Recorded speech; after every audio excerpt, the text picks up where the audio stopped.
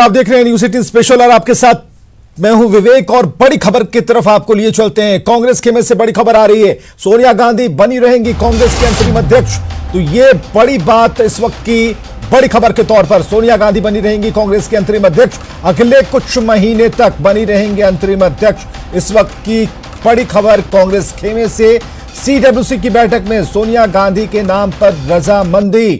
तो तीन बड़ी बातें हम आपको बता रहे हैं और हम आपको बताने जा रहे हैं कि अंतरिम अध्यक्ष बनी रहेंगी सोनिया गांधी और सीडब्ल्यूसी की बैठक में सोनिया गांधी के नाम पर रजामंदी बनी है और अगले कुछ महीनों तक ये अपने पद पर रहेंगी, अंतरिम अध्यक्ष बनी रहेंगी। और कांग्रेस खेमे से इस वक्त की बड़ी खबर हम आपको बता रहे हैं। तो किसने क्या कहा ये भी हम आपको बता रहे हैं। सीडब्ल्यूसी की मीटिंग चली, उसमें पार्टी के नया अध्यक्ष चुनने की प्रक्रिया शुरू करें, जो बात सोनिया गांधी ने की। इसके बाद क्या हुआ? इसके बाद यह हुआ कि पार्टी नया अध्यक्ष चुनने की प्रक्रिया करे। और रंजीता जहां हमारे साथ हमारे सहयोगी, उनसे बात करते हैं। रंजीता, अंदर की क्या खबर है? विवेक, देखिए, वर्किंग कमेटी की बैठक सुबह 11 बजे से शुरू हुई है और अब तक खत्म नहीं हुई है। लेकिन जो निष्कर्ष निकला है वो जरूर हम बताना चाहेंगे अपने दर्शकों को कि सोनिया गांधी अंतिम अध्यक्ष बनी रहेंगी। जो चीजें निकल कर आ रही है, जो खबर निकल कर आ रही है, ये सबसे बड़ी खबर जो है कि सोनिया गांधी अंतिम अध्यक्ष कांग्रेस की बनी रहेंगी तब तक जब तक जो चुनावी प्रक्रिया है कांग्रेस की वो पूरी नहीं हो जाती है। यानी कुछ महीने तक, आने वाले कुछ महीने तक सोनिया गांधी ही कांग्रेस की अंतिम अध्यक्ष रहेंगी। तो क्या इसके अलावा भी कोई ऐसी खबर है? क्या इस दहलीज के बाहर से भी कुछ लोग आ सकते हैं? क्योंकि ऐसी आवाजें हमने सुनी है, ठीक है, कुछ महीनों तक हो सकता है ऐसा हो, लेकिन अगला कौन? देखिए, इसको लेकर जो पूरा काम है वो केसी वेणुगोपाल संगठन महासचिव हैं, उनको सौंपा गया है कि जो प्रक्रिया है चुनाव की या जो भी अध्यक्ष होंगे उसको लेकर जो फैसला है वो पार्टी ले। उसमें कम से कम 8 से 9 महीने लगते हैं इस पूरी चुनावी प्रक्रिया में। उस दौरान ही चीजें निकल कर आएंगी कि आखिर नॉन गांधी या गांधी, राहुल गांधी को मनाने की कोशिश भी लगातार चलती रहेंगी। अगर राहुल गांधी नहीं तो उनके अलावा जो भी दूसरे कोई नेता बनते हैं उन पर भी बात की जाएगी। चलिए रंजीता, बहुत बहुत शुक्रिया इन तमाम जानकारियों के लिए, बड़ी बातों के लिए। कांग्रेस खेमे से इस वक्त की बड़ी खबर, अगले कुछ महीने तक बनी रहेंगी अंतरिम अध्यक्ष सोनिया गांधी। सीडब्ल्यूसी की बैठक में सोनिया गांधी के नाम पर रजामंदी हुई है, बैठक अभी भी जारी है। चलिए आगे बढ़ते हैं खबरों में। बैठक से पहले कांग्रेस मुख्यालय के बाहर कांग्रेस कार्यकर्ताओं ने प्रदर्शन किया है। कांग्रेस कार्यकर्ता एआईसीसी कार्यालय के बाहर नारे लगा रहे थे, मांग कर रहे थे कि पार्टी का अध्यक्ष गांधी परिवार से ही होना चाहिए। कांग्रेस कार्यकर्ताओं ने कहा है कि अगर कांग्रेस का अध्यक्ष गांधी परिवार से नहीं होगा तो पार्टी नष्ट होकर टूट जाएगी। अध्यक्ष गांधी परिवार का और बाहर का होगा तो हमें मंजूर।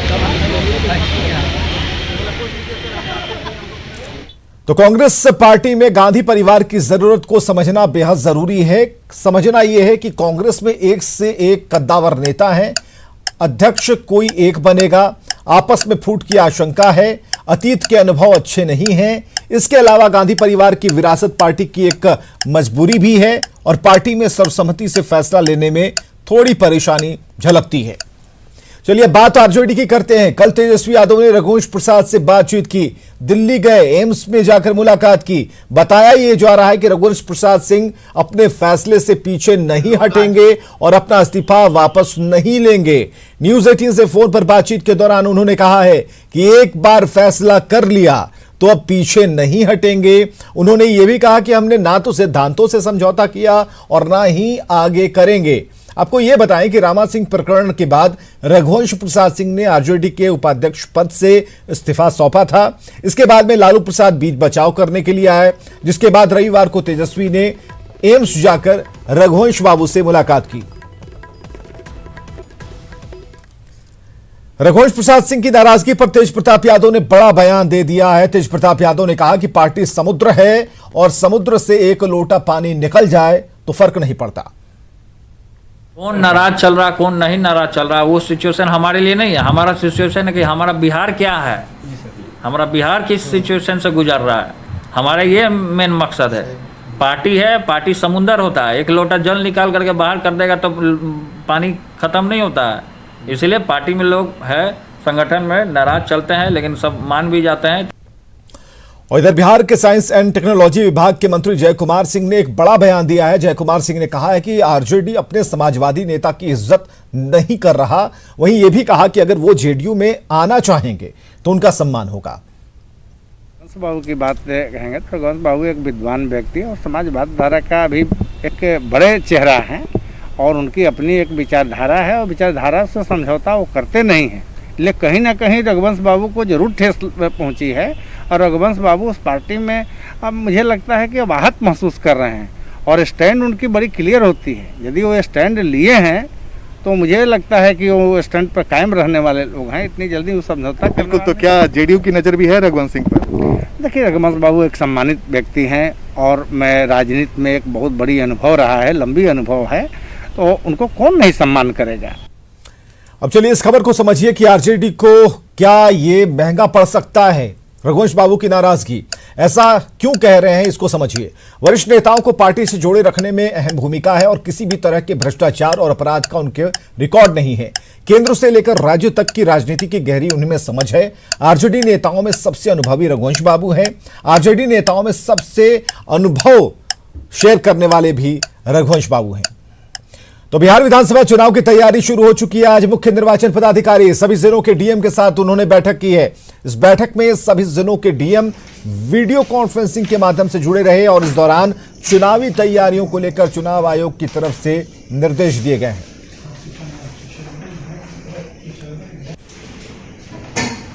और चलिए आपको बताते हैं कि निर्वाचन आयोग की आज जिलाधिकारियों के साथ बैठक में क्या क्या निर्देश दिए गए हैं, जरा समझिए। चुनाव आयोग ने गाइडलाइन का सख्ती से पालन करने की बात कही। काउंटिंग सेंटर को बड़ा बनाने का निर्देश दिया है। इसके अलावा बाहर से आए मजदूरों का नाम भी वोटर लिस्ट में शामिल करने की बात कही गई है। माइग्रेंट का 100% नाम वोटर लिस्ट में शामिल होना चाहिए।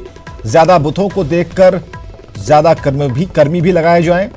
इसके अलावा महिला कर्मियों को भी चुनाव में लगाया जाएगा। चुनावी सभा का सख्ती से पालन कराने के निर्देश दिए गए हैं। जो पार्टी पहले स्थान की बुकिंग करें उसे स्थान दिया जाए। सभी जगह सेक्टर ऑफिसर की तैनाती की जाए। बड़े बूथों पर बीएलओ की तैनाती करने के निर्देश दिए गए हैं। ब्रॉड गाइडलाइन ऑफ कोविड का आया है, उस पर विचार विमर्श हुआ और साथ साथ यह कहा गया कि स्टेट स्तर पर हम लोग तैयार करेंगे यहाँ पर और जिला और एसी स्तर पर जिला निर्वाचन पदाधिकारी को तैयार करने के लिए और उनके सुझाव की मांग की गई है। इसी तरह से इस गाइडलाइन को ध्यान में रखते हुए काउंटिंग सेंटर स्पेसियस बनाने का, ताकि सोशल डिस्टेंसिंग मेंटेन हो सके और इसमें कहीं प्रकार की कोई कठिनाई नहीं हो। ये में साथ ही साथ जो बिहार में माइग्रेंट्स आए थे उन सभी का 100% नाम निर्वाचक सूची में जुड़े, इसके लिए कैसे उन्होंने प्रयास किया है, उनके पास डाटा अवेलेबल है और जो भी अहर्ता रखते हैं उन अहर्ता रखने वाले माइग्रेंट्स का निर्वाचक सूची में नाम जुड़ने के विषय में डॉक्यूमेंटेशन करने की बात भी सीओ साहब ने बताया है। साथ ही साथ यह भी स्पष्ट किया गया है कि इस बार कार्मिकों की अधिक आवश्यकता होगी, तो चूँकि मतदान केंद्र की संख्या बढ़ गई है इसलिए महिला कार्मिकों को भी जो भारत निर्वाचन आयोग के दिशा निर्देश है उसका अनुपालन करते हुए वहाँ पर उनको डिप्लॉयड करना होगा। लॉकडाउन के समय से कार्यकर्ताओं नेताओं के प्रवेश पर आरजेडी के दफ्तर में रोक थी। सभी की एंट्री आम हो गई है अब, और आज आरजेडी कार्यालय में गहमा गहमी दिखी। कैसा रहा आज आरजेडी कार्यालय का नजारा, हमारे सहयोगी अमित कुमार ने इसका जायजा लिया। चुनाव के सुगबुगाहट के साथ ही राजनीतिक पार्टी के कार्यालय में जो है सरगर्मी बढ़ चुकी है। लॉकडाउन के दौरान जो है ये आरजेडी कार्यालय जो है वो बंद थी, अब ये जो है कार्यालय खुल चुकी है। देख सकते हैं कि कार्यालय खुलने के साथ ही जो नेता हैं, कार्यकर्ता हैं, वो पार्टी कार्यालय आना शुरू हो चुके हैं और देख सकते हैं कि आरजेडी कार्यालय का जो है यहाँ पे पूरी तरह से तस्वीर बदली सी देखने को मिल रही है। कार्यालय के बाहर जो है पूरे तौर पे लालटेन जो इनका चुनाव चिन्ह है आरजेडी का वो लगाया गया है। उसके साथ ही जो कार्यकर्ता आ रहे हैं उन्हें बैठने के लिए यहाँ पे सिटिंग अरेंजमेंट जो है वो की गई है। सोशल डिस्टेंस भी यहाँ पे जो है वो बरता जा रहा है और यहाँ पे तमाम जो कवायद है वो की गई है। एक तस्वीर हम दिखाना चाहेंगे, यहाँ देखिए किस तरह से यहाँ पे जो ये लगाए गए हैं, होर्डिंग लगाए गए हैं, यहाँ पे जो स्लोगन रखा गया है चुनाव के दौरान इसका इस्तेमाल आरजेडी बखूबी करेगी कि गरीब की सुनेंगे, युवा को चुनेंगे। इस तरह के जो स्लोगन जो हैं वो यहाँ पे लगाए गए हैं।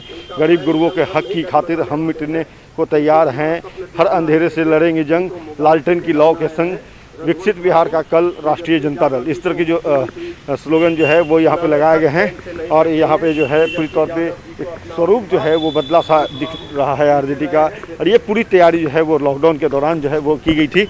अब जाकर के यहाँ पे जो है तस्वीर बदली सी की आरजेडी की देखने को मिल रही है। और ये तस्वीर जो है पूरे तौर पे देख सकते हैं कि आरजेडी कार्यालय में देखने को मिल रहा है। खुद राबड़ी देवी जो है यहाँ निरीक्षण वो की थी, तेजस्वी यादव निरीक्षण किए थे। तो अब हमारे साथ मौजूद भी हैं यहाँ पे आरजेडी के प्रवक्ता हैं, मुख्य प्रवक्ता हैं मृत्युंजय जी। लॉकडाउन के दौरान बंद था कार्यालय, आज से खुला है, चहलकदमी बढ़ गई, क्या माना जाए कि आरजेडी पूरे तौर पे चुनावी मूड में आ चुकी है? ये चुनावी मूड में नहीं, ये रौनक है, ये बदलाव के शुभ संकेत हैं। आप देख लीजिए बीजेपी कार्यालय, जेडीयू कार्यालय में, और यहाँ देख लीजिए हमारे कार्यकर्ताओं का चेहरा देखिए, लग रहा है कि अभी मंडप पर जा रहे हैं शादी करने। और वहाँ के कार्यकर्ताओं का चेहरा देखिए। अपना इनका मानना है, ये कहना है, आरजेडी के प्रवक्ता हैं और सीधे तौर पर तस्वीर भी बिल्कुल बदली सी देखने को मिल रही है। खैर ये बदलाव बिहार की सियासत में कितना बदलाव लाएगी ये देखना बेहद अहम होगा। कैमरा पर्सन नीलमणि के साथ अमित कुमार, न्यूज़ 18 पटना। तो बीजेपी के दिग्गज नेता और पूर्व वित्त मंत्री अरुण जेटली की आज पहली पुण्यतिथि है। पटना में एनडीए नेताओं ने अरुण जेटली को याद किया। डिप्टी सीएम सुशील मोदी ने कहा कि बिहार में एनडीए की सरकार बनाने में अरुण जेटली की बड़ी भूमिका थी। सीएम नीतीश कुमार से हमेशा उनके संबंध मधुर रहे।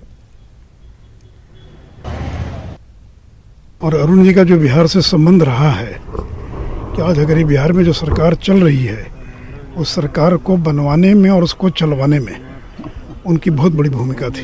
हम सबों के लोकप्रिय नेता स्वर्ग अरुण जेटली जी आज हमारे बीच नहीं है, लेकिन उन्होंने देश के लिए, देश के विकास में उनका जो योगदान जाकर के छात्र जीवन से लेकर के और देश के डेवलपमेंट में बहुत बड़ा योगदान जाता। और बिहार में जो परिवर्तन जो हुआ था, एनडीए की सरकार आई थी, उसमें उनका भूमिका थी। राजनीति में जब एक भावनात्मक संबंध बनता है और मित्रवत संबंध बनता है तो वो सब हर चीज़ से ऊपर होता है। तो निश्चित रूप से नीतीश कुमार जी और अरुण जेटली जी में एक भावनात्मक संबंध था। तो अरुण जेटली की पुण्यतिथि पर पीएम मोदी ने ट्वीट कर लिखा कि उन्हें अपने दोस्त की बहुत याद आती है। पीएम ने ट्वीट किया, और इस दिन पिछले साल हमने श्री अरुण जेटली जी को खो दिया था। उन्होंने लिखा कि मुझे अपने दोस्त की बहुत याद आती है। अरुण जी ने लगन से भारत की सेवा की, उनकी बुद्धि, कानूनी कौशल और व्यक्तित्व महान था। अरुण जेटली की पुण्यतिथि पर गृह मंत्री अमित शाह ने भी ट्वीट किया, उन्हें श्रद्धांजलि दी। अमित शाह ने ट्वीट कर लिखा कि अरुण जेटली जी एक उत्कृष्ट राजनीतिज्ञ, विपुल वक्ता और एक महान इंसान थे जिनकी भारतीय राजनीति में कोई समानता नहीं थी। वो बहुआयामी और मित्रों के मित्र थे जो हमेशा अपनी विशाल विरासत, परिवर्तनकारी दृष्टि और देशभक्ति के लिए याद किए जाएंगे। अरुण जेटली का बिहार से भी गहरा नाता रहा है। बिहार में लालू राबड़ी सरकार को उखाड़ने और एनडीए को सत्ता पर काबिज कराने में जेटली की अहम भूमिका रही। अरुण जेटली ने 2005 के विधानसभा चुनाव में जेडीयू और बीजेपी के बीच बेहतर तालमेल कराने और एनडीए की जीत सुनिश्चित कराने के लिए पटना में 1.5 महीनों तक डेरा डाले रखा। फरवरी 2005 में हुए बिहार विधानसभा चुनाव में किसी भी दल को स्पष्ट बहुमत नहीं मिला था, जिसके बाद यूपीए सरकार में शामिल लालू प्रसाद यादव ने केंद्र सरकार पर दबाव डलवाकर बिहार में राष्ट्रपति शासन लगवाया। उस वक्त अरुण जेटली ने सुप्रीम कोर्ट का दरवाजा खटखटाया, जहां से कोर्ट ने राष्ट्रपति शासन को गलत ठहराया, फिर से चुनाव कराने के आदेश दिए। अक्टूबर 2005 में जब चुनाव हुए तो एनडीए को भारी सफलता मिली और 15 सालों से बिहार के सत्ता पर काबिज लालू राबड़ी सरकार को उखाड़ने में कामयाबी मिली। 2005 में नीतीश कुमार मुख्यमंत्री बने और तभी नीतीश कुमार से अरुण जेटली के संबंध घनिष्ठ हो गए। कई मुद्दों पर जब बीजेपी से नीतीश कुमार के मतभेद सामने आए तो अरुण जेटली संकट मोचक की भूमिका में भी नजर आए। नीतीश के बीजेपी से गठबंधन तोड़ने के बाद जेटली से नीतीश कुमार के संबंध बेहतर थे और जब कभी भी नीतीश कुमार दिल्ली जाते थे दोनों की मुलाकात होती थी। 2017 में नीतीश कुमार की एनडीए में वापसी कराने में जेटली ने अहम भूमिका निभाई। वहीं 2019 के लोकसभा चुनाव में सीटों के बंटवारे में जेटली को आगे आना पड़ा था।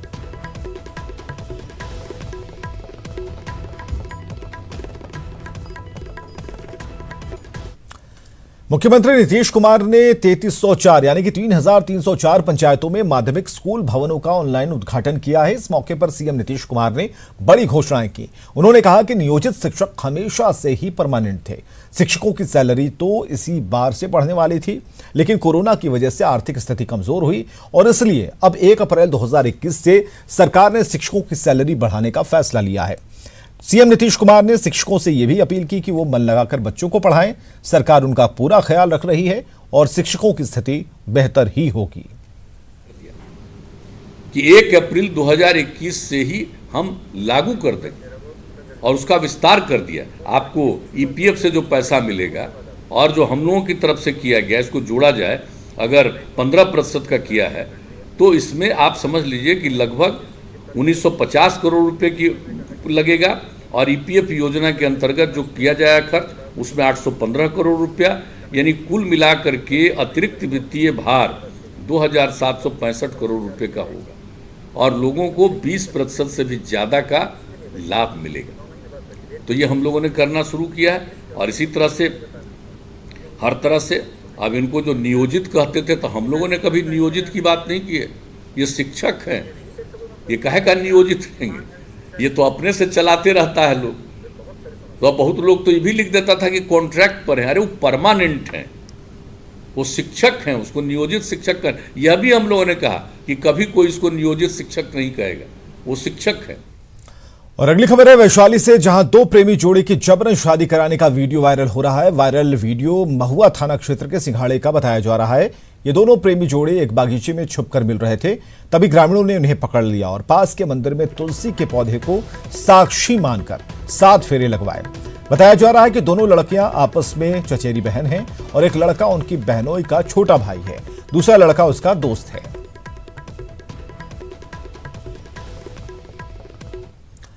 और न्यूज 18 की खबर का एक बड़ा असर हुआ है। बार बालाओं के डांस का मामला, 13 लोगों की पहचान, केस दर्ज हुआ और बैन के बाद भी डांस के कार्यक्रम का आयोजन किया गया था। न्यूज 18 ने इस खबर को प्रमुखता दी और खबर चलाने के बाद, खबर दिखाने के बाद प्रशासन आखिरकार जागा। और बड़ी खबर हम आपको बता रहे हैं इस वक्त की न्यूज 18 की खबर का असर हुआ है। 13 लोगों की पहचान की गई है जिनके ऊपर मामला दर्ज किया गया है।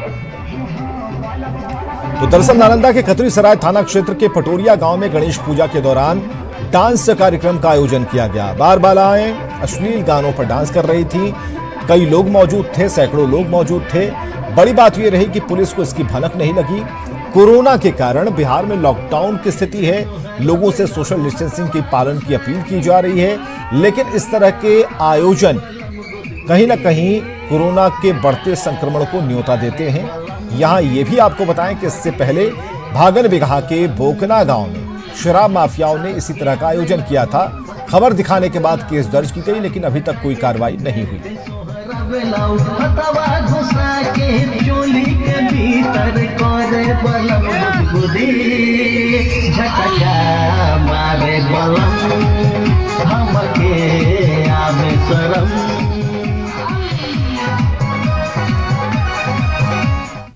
और समस्तीपुर में भी लॉकडाउन के दौरान नियम तोड़ने की खबर है। जिले के खानपुर थाना क्षेत्र के बिशनपुर सोनसा गांव में गणेश पूजा के दौरान ऑर्केस्ट्रा का आयोजन किया गया। बार बालाओं ने ठुमके लगाए। डांस के दौरान मौजूद लोग कोरोना संक्रमण को भूल गए, सरकार के निर्देशों की धज्जियां उड़ा दी, अपील की धज्जियां उड़ा दी। पूजा के दौरान बार बालाओं के डांस का ये वीडियो जो आप देख पा रहे हैं बहुत ही वायरल है। सवाल यह है कि ऑर्केस्ट्रा के आयोजन की अनुमति किसने दी? अगर पूजा समिति ने गैर कानूनी तरीके से ऑर्केस्ट्रा का आयोजन किया तो पुलिस ने कार्रवाई क्यों नहीं की? नालंदा में कार्रवाई के बाद अब समस्तीपुर प्रशासन से भी जल्द कार्रवाई की उम्मीद की जा रही है।